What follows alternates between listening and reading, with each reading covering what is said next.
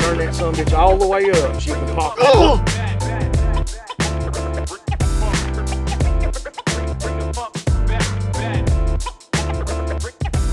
All right, we are doing something today. A lot of us need to do a little more often. Is we're gonna walk you through e-collar training, which we use our tracking collars instead of just the actual e-collar. But we're not gonna put it on the dog today. TT25. We got a TT25 right here, and we're putting it on Nate, so that way you know what your dog's getting. You can figure out what level you need to set it at, because there's so many people out there that'll just turn it wide open and hit it. If you've never felt that, you know, it could be too much for certain dogs, you know. I know people that have had a dog run the opposite direction for a little while and just hold it and burn them up, and the dog locks down. If you've never been shocked with it, I highly suggest you get shocked.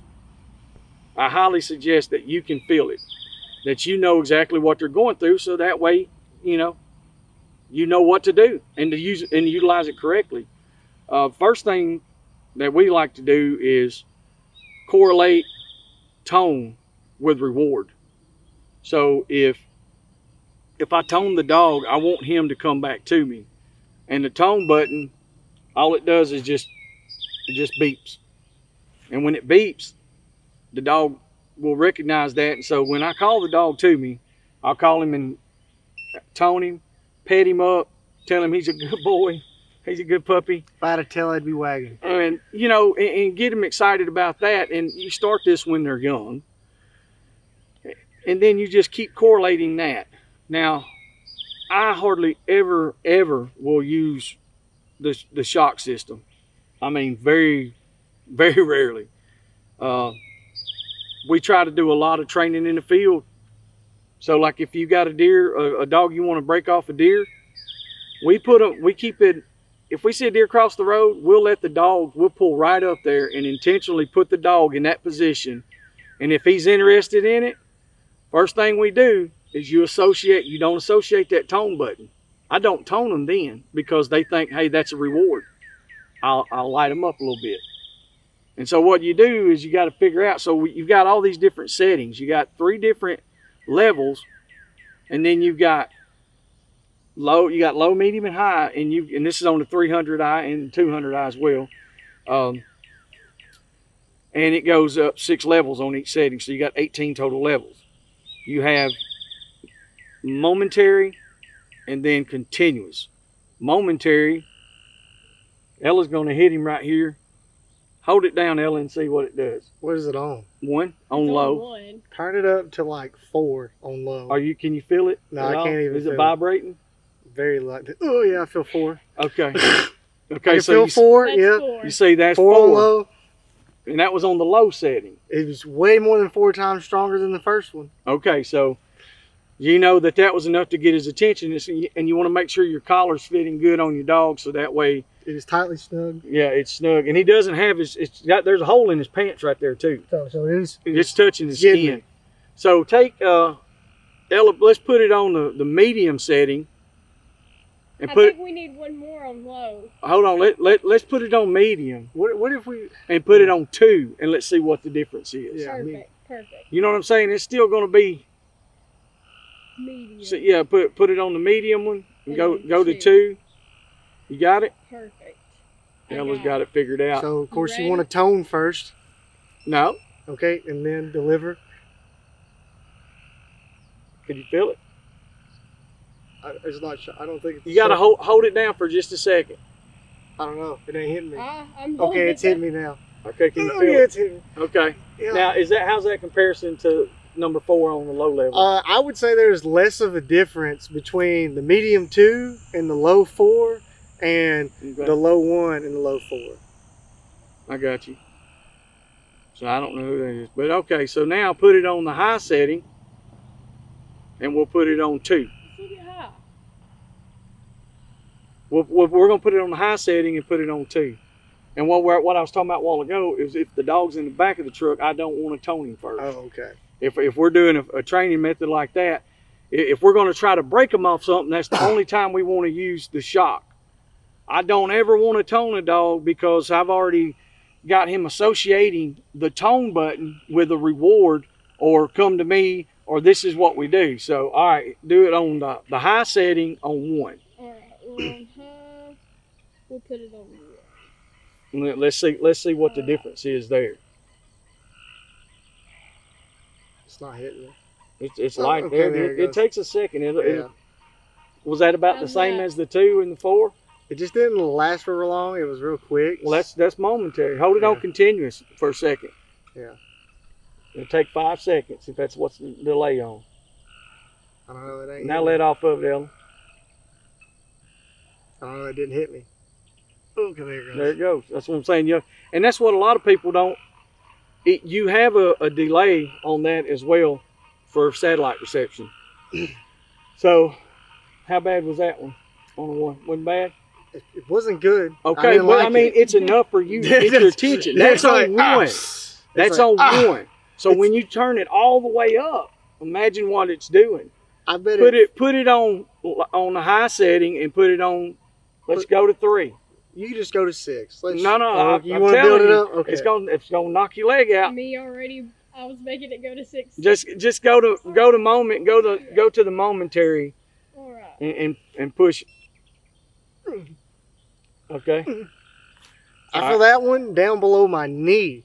All right. So that was on what? Now that was on. So that's on 3. That's on 3 on the high level. So he can feel it. Boom! Knocking down his leg. It goes about right here. Crank it up and pop him. Let's see what it does. If he's acting a fool, don't want to come when he's called, I don't shock him because I have learned that makes them run the other way a lot. But it is frustrating, and you can use that tone button several times. If they don't respond, then you might have to, and that just depends on the dog. That's my training method is different than everybody else's. Oh, that one hurts. Did it hurt? Yeah, that one almost felt like getting stung by like yellow jackets or maybe a wasp. Okay, like I said, and that's on your leg there. So imagine if you get it right here on your that's neck. why I didn't put it on my throat. Yeah, I was exactly. Like, So you got that right there. So that's on a high setting, and I mean it's enough to really lock them down. And if you got a young dog or a small dog, you can absolutely ruin that dog by doing that. I could not imagine it being held.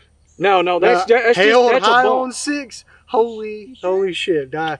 Make me. Ella said she can try. You know, Please don't. She don't have a problem. His wife said, "Look, I'll shock the piss out of you." He needs it. All right. So if you got a young dog that you're introducing to the pack, when you're in the yard, we talked to Kyle Talbert the other night. And Kyle does the way he was talking about doing it with the stimulation. I think it worked out, pretty good. He'll hold it on low and let the dog come to him. And then when it comes to him, he pets him up and lets it correlate that, it stops when it comes to him. Like I said, I try to do it, it's very similar, but I try to do it to where the tone means that that there's a reward in the end for the dog. So when you're, like I said, if you're trying to trash break it off of armadillos or deer or whatever, this is for hog dogs. But it's applicable to every dog, honestly.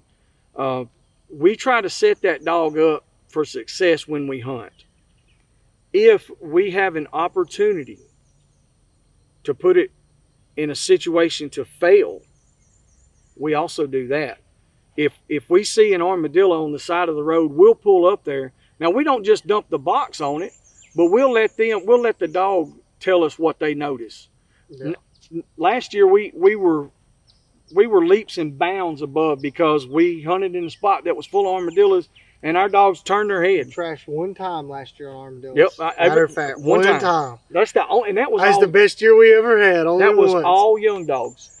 Because it was Gene, Deuce. Yep. It was all young dogs, and in their defense, we absolutely seen 0 tracks. We hadn't struck nothing. That was signed no fresher than a month old. And then when we got there, I said, "Hey, y'all ain't supposed to do that," and all of them left. Yeah. So I was very happy with that. So I mean, it works. These methods work. Everybody has their own method, So if you have a method out there that will work, and you know more tips and stuff with the e-collars, because some of you guys are pros. Like I'm not a pro.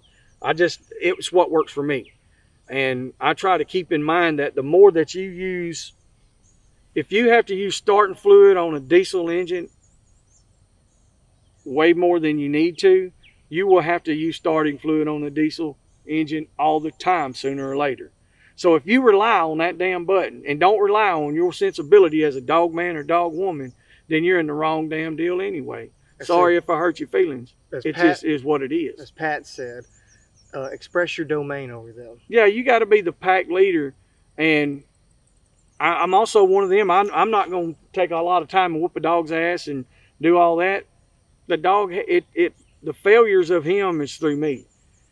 And so if they're not doing if they're not up to par, that's on me, or it's on Nate. It's on whoever's handling the dogs.